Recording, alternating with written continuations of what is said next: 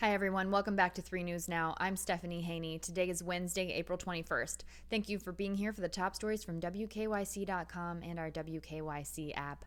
Yesterday, I joined you with a special edition of 3 News Now after the verdict came down announcing that Derek Chauvin was found guilty of all of the charges that were lodged against him for the murder of George Floyd, second-degree murder, third-degree murder, and second-degree manslaughter. While that verdict was coming out, we learned in Columbus that a 16-year-old girl was fatally shot by police. We know from her mother that her name was Ma'Khia Bryant. Her mother, Paula, revealed that name. Officers did not release her name. According to Interim Chief Michael Woods in Columbus, a call came in reporting females that were trying to stab someone. The dispatcher tried to get more information but could not before the call was disconnected. And we've now seen body camera footage released by the police from the first officer on the scene. And in the video, we see the teenager appearing to try to stab two people with a knife before the officer fires. Chief Woods said that officers there immediately checked her over for injuries, called for a medic, and began CPR, which is division policy. And at that time, an officer can be heard saying she came at her with a knife. She was taken to Mount Carmel East in critical condition, where she was later pronounced dead. It's unclear whether anyone else was injured. This is now being investigated, but Paula and another family member said that Ma'Khia called the police for help because girls were fighting outside of her house. In a statement on Tuesday, the mayor of Columbus, Andrew Ginther, said that a young woman tragically lost her life. We know based on this footage, the officer took action to protect another young girl in the community. The Ohio Bureau of Criminal Investigation is leading the investigation into that shooting. Now, against this backdrop, Governor Mike DeWine today in his press conference says that a bill is being proposed that will increase accountability and transparency in law enforcement here in Ohio. It's a bill that's being worked on by State Representative Phil Plummer, and DeWine says that will be ready to be introduced in the next few days. And it was developed with the help of the Ohio Attorney General, veteran law enforcement officers, organizations including the Ohio Association of Chiefs of Police and Buckeye State Sheriff's Association, and in consultation with civil rights leaders and activists. DeWine says that this will establish a peace officer oversight board similar to the state oversight boards in other professions, for example, doctors, nurses, lawyers, that will have the ability to suspend licenses. And he says it's time that we do this in law enforcement. DeWine says the bill will also set up a use of force database so that the approximate 1,000 law enforcement agencies in Ohio would all report incidents of force to a central database. And it will establish an officer discipline database to ensure transparency. Another thing that we learned from Governor Mike DeWine today in his press conference is that the Wolstein Center mass vaccination site here in Cleveland will continue using the Pfizer vaccine. This is different than the plan that was set in place for the Wolstein Center to use the Johnson & Johnson vaccine for weeks 7 and 8. But Pfizer vaccine will be used as there continues to be a delay in the production of the Johnson & Johnson vaccine. Also, we are now learning from the White House that they are trying to overcome diminishing demand for COVID-19 shots by offering businesses a tax incentive to give employees paid leave to get vaccinated. The U.S. is set to meet President Joe Biden's goal of administering 200 million COVID-19 doses in his first 100 days in office, but right now there are 3 million COVID shots being given out per day, and the White House believes that will be difficult to sustain as demand starts to decline for the COVID-19 vaccine. Right now in the U.S., more than 50% of adults are at least partially vaccinated, and about 28 million doses are being delivered each week.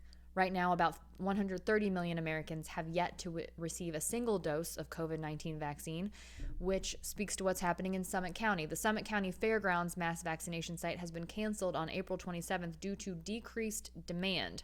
People are being asked to reschedule their appointment if they did have one scheduled at the fairgrounds at an existing COVID-19 vaccine clinic in the county. Summit County Public Health Commissioner Donna Skota said that it is a priority to get as many people vaccinated as possible, so they're trying to think of new and innovative ways to reach people who have not been vaccinated. So what they're doing is they're shifting resources to more targeted initiatives.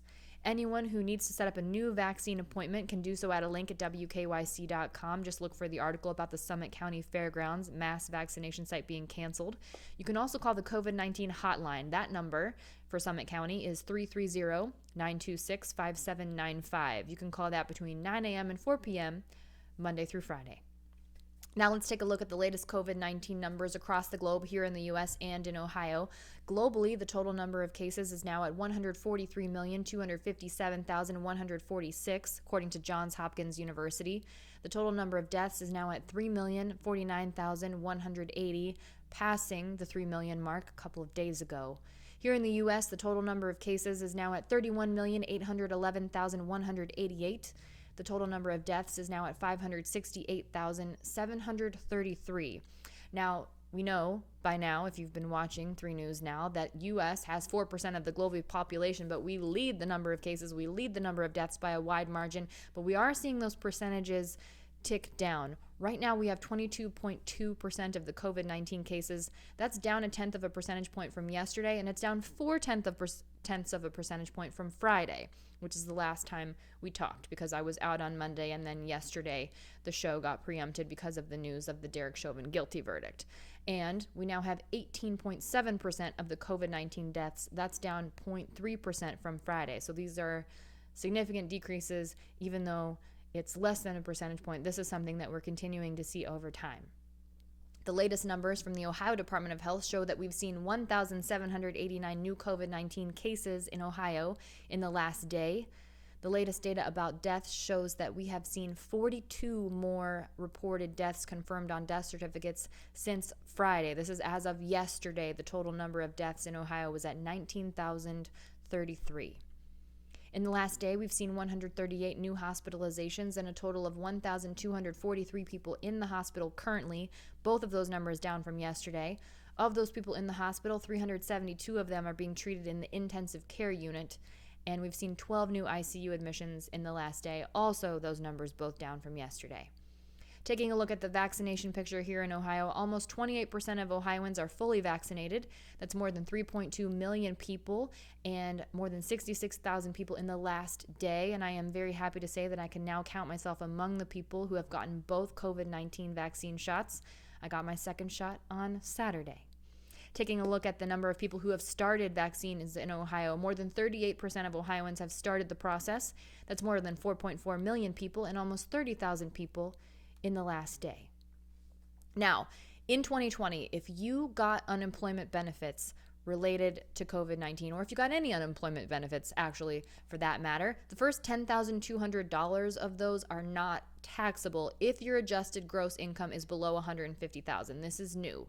This is new information that came out, and some of you might have already filed your taxes when this became a thing this year. Well, if that's the case, don't worry about it. The IRS will automatically send a refund check starting in May for anyone who overpaid by paying taxes on unemployment benefits if you fall in that category. Again, your adjusted gross income is less than $150,000, and that means the first $10,200 of unemployment benefits not taxable. If you haven't filed your taxes yet, tax prep software has been updated and you won't be taxed on that amount.